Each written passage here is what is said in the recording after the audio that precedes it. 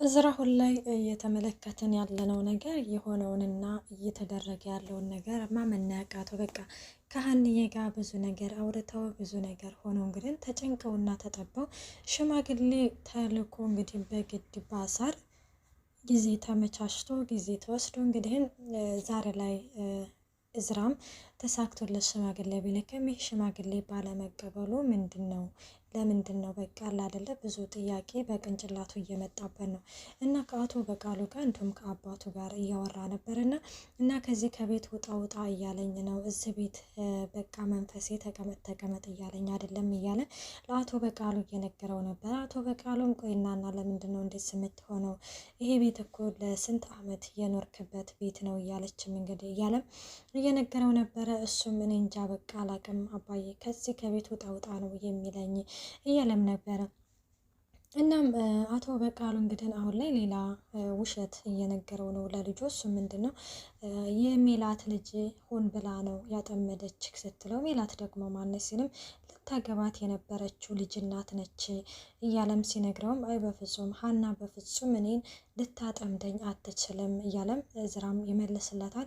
ከምሬ ነው ልጅ ይሄንን ነገር እኔ እናንተን ለማጣላት ነው፣ እኔ እናንተን እንደዚህ ለማስደረግ ነው።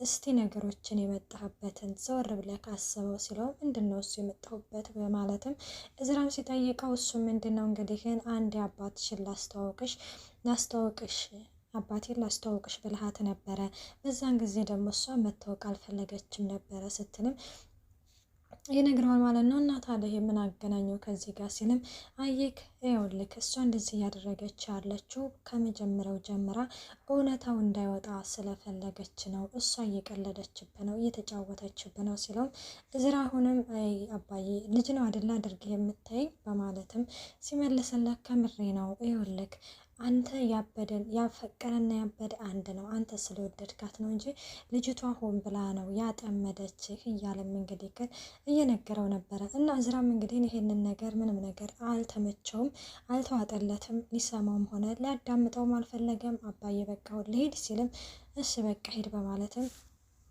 በቃሉም ይፈቅድለታል። እና ሌላው እንግዲህ አቶ ኖላዊ ነው። አቶ ኖላዊ ያው ፋኖሴን እንዴት በእኔ ላይ ሄደሽ ሌላ ሴት ጋር እንዴት ብሎ ሌላ ወንድ ጋር ሄደሽ እንዴት ብሎ እንግዲህ በጣም ተናዶባት ነበረ።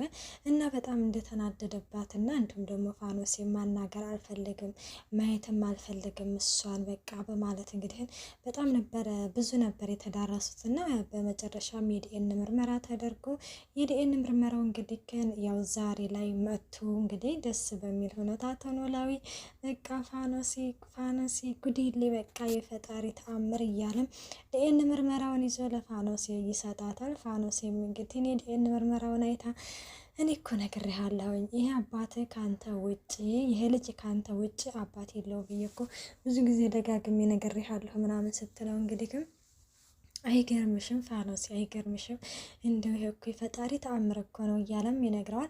እና ታዲያ እንደዚህ ይሄንን ብቻ ነው ደስታ እንደዚህ ነው ደስታ ስትለው እና ታዲያ ምለን እንዴ ነኝ እንጂ ብሎ እንግዲህ ነቅፍ ያደርጋትና በቃ ኖላዊ በጣም ደስ አለው ከሚባለው በላይ። እና ዶክተሩ ግን ምን አለክ ምናምን ስትለው እንግዲህ ያው በህመሙ ምክንያት ነው እንግዲህ የገባችው አቶ ኖላዊ ደሴ በሚኖርበት ጊዜ እንግዲህ ግን በጣም ታሞ ነበረ። ሀንዬ ወደ አዲስ አበባ ይዛ መጣ ብዙ መስዋዕትነት ከፍላ እንግዲህን ስታሳክመው ከዛ እንግዲህን ሕክምናው ሲካሄድለት ነበረ። የዚህም የመውለድ ችግሩም እንግዲህ መፍትሄው ይዛለታ የተደረገው ማለት ነው። እና በዛን ጊዜ እንግዲህ ያውስ ዶክተሩም ስለ ህክምናው አንዳንድ ነገር ሲጠይቀኝ እና እኔም ስለ ህክምናው ስነግረው ከዛ እንግዲህ ያው በዛን ጊዜ የመውለድ አቅምም እንደሚኖረኝ አደርገው እንግዲህ ህክምናውን እንዳደረጉልኝ ነገሩኝ እያለም እንግዲህ ግን አቶ ኖላዊም ለፋኖስ ይነግራታል። እና ታዲያ ብቻ ነው ይኮ እንደው እንዴት ሊሆን ቻለ ስለኔ እንጃ እንደው ፋኖስ ይሄ እኮ እንግዲህ ዶክተሩ ያለኝን ነው እያለም ፋኖስም እንግዲህ ይነግራታል። ፋኖስ ነይ ቁጭ በይ ዝቅ ያለ እንግዲህ አቶ ኖላዊ አባት የልጅ አባት ሊሆን ነው። ደስ ይላል በነገራችን ላይ አንዳንዴ ማለት ነው። በቃ አሁን አቶ ኖላዊ ለመጀመሪያ ጊዜ እንግዲህ ስታዩ ያው ኖላዊ ብቸኛ ነበረ እና ብቸኛ ሆኖ ሲኖር ሀንዬን አገኘ። ሀንዬ ደግሞ አሴርን አገኘ። ያው መጀመሪያ ሀንዬን ሲያገኝ እንግዲህ ሀንዬ ደግሞ ቤተሰቦቿን አገኝታ ወደ ቤተሰቦቿ ስትሄድ እናሴርን አገኘ። እናሴር ደግሞ ለብቻቸው ሲሆኑ ፋኖሴን አገኘ። ከፋኖሴ ደግሞ ያው ልጅ ባረከው እና ፋኖሴ እንግዲህ እሷም አመሰግናለሁኝ አንቺ መተሽ እንደዚህ አለሜን ስላሳየሽ እያለም እንግዲህ ይነግራታል። እሷም እንዴ አንተ ነህ እንጂ ባለፈ ጊዜ መተህ እንደዚህ አለሜን ደስታዬን ያሳየኝ እያሉም እንግዲህ እየተሞጋገሱ ነበረ። በቃ አሁን ለማንኛውም እንደዚህ መባባሉ ይቅርና ተነሳ ትላለች። ወዴት ልሄድ እንዴ? ተነስ፣ ቤተ ክርስቲያን ሄደንማ ሄደን ደስታችንን መናገር አለብን ትላለች ፋኖሴ። እሷም እሺ ምናምን ይልና ኖላዊም በቃ እንደዚህ ከሆነማ እኔ እኮ እንደው ደስታውን ለማብሰር ወደ አንቺ ነው እየሮጥኩኝ ያለሁ፣ በቃ ተነሽ እንሂድ ምናምን ይባባላሉ። እና ቤተ ክርስቲያን እንግዲህ ለመሄድ ይነሳሳሉ።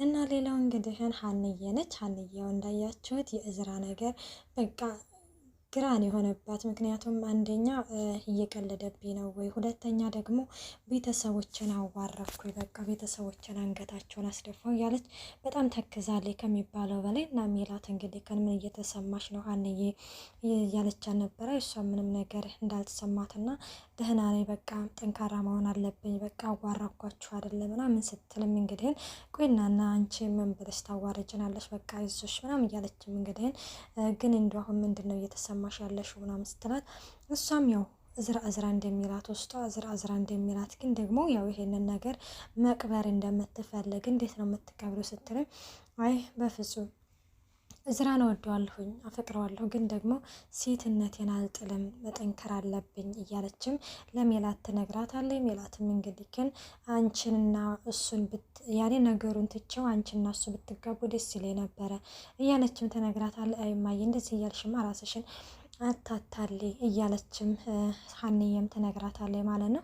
እና በነገራችን ላይ የነ ሜላት ድርጅት እንግዲህ በጣም እንደከሰረ እንዲሁም በጣም ከሚባለው በላይ በቃ ለህይወታቸው ራሱ እንደሚያሰጋ አቶ ይሄ መስፍን እንግዲህ በጣም ተክዞ ነበረ። እና ምናሴ ሄዶ ምንድን ነው አባዬ ለምንድን ነው እንደዚህ የተከስከው እያለው ነበረ።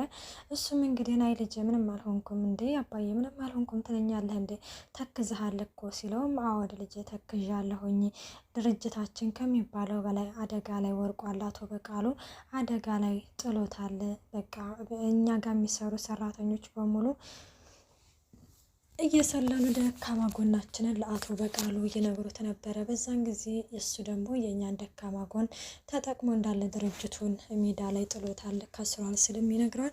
አቶ በቃሉ ደግሞ ማን ነው ሲልም እንግዲህ ባለፈው ሀንዬ ሽማግሌ የላከው ልጅ አባት ነው ስብሎም ሲነግረው እና ምናሴም ይህን ያህል በቃ አደጋ ላይ ወጥቷል ማለት ነው ምናምን ወርቋል ማለት ነው ድርጅታችን ሲልም አዎ ምናሴ አደጋ ላይ በጣም ከሚባለው በላይ አደጋ ላይ ወርቋል፣ ግን ደግሞ በቃ በዚህ ከቀጠለ እኛ ጎዳና መውጣታችን ነው ሲልም ምናሴም በቃ ፈጣሪ ያለ ግን ደግሞ አንተ እንደምንም ብለህ አስተካከል ሲልም መስፍንም ይሄንን ነገር ለሜላት መናገር እንዳለበት ቢያስብም ደግሞ በጎን ደግሞ ሄዳ በቃሉ ጋር ጦርነት ትከፍታለች ይህንን ብየፈራው ሲልም አይ በፍጹም በእንደዚህ አይነት ሁኔታ ላይ ሆናማ ሄደህ አትነግራትም፣ አንተ ተማመንብሃለሁ አባዬ እንደምንም ብለህ አንተ አስተካክለው ይለዋል ማለት ነው።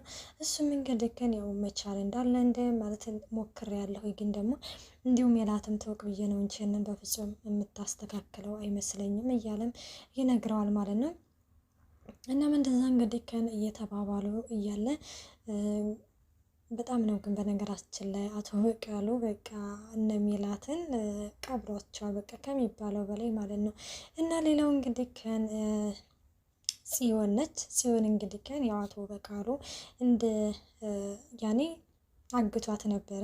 አግቷት እንግዲህ ያው ሲለቃት ግን ለማንም ሰው እንዳትናገሪ ከኔ ጋር በጭራሽ አልተገናኘሽም፣ ይህንን ነገር ለቤቲም ሆነ ለእዝራ እንዳትናገሪ ብሎ አስጠንቅቋታል።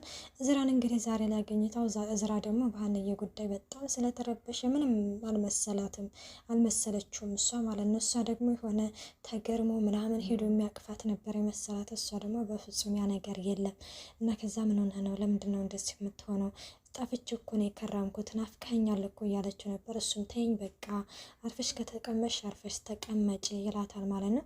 እና ያው ሀንዬ እውነት ሆን ብላ ያጠመደችኝ ይመስልሻል ሲላትም እሷም ባንተና በሀንዬ ጉዳይ ላይ ምንም ነገር ማለት አልፈልግም ትለዋለች። እሺ በቃ እንደዛ ከሆነ ዝም በይ በቃ ምንም ነገር አትንገረኝ ይላታል። ዶቼ እንግዲህ እስከዚህ ድረስ ይዘንላችሁ ቀርበናል። ቀጣይ እስከምንመጣ መልካም ቆይታ። ባይ ባይ።